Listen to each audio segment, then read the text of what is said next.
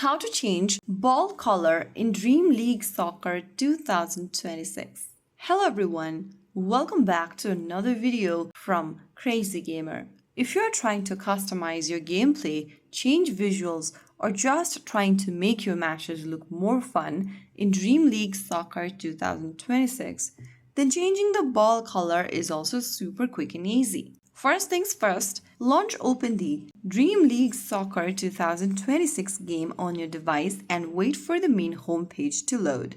Once you're inside this page, go to the upper left corner and tap on the gear button. Now this will open the game menu where you need to go ahead and click on Display from the bottom.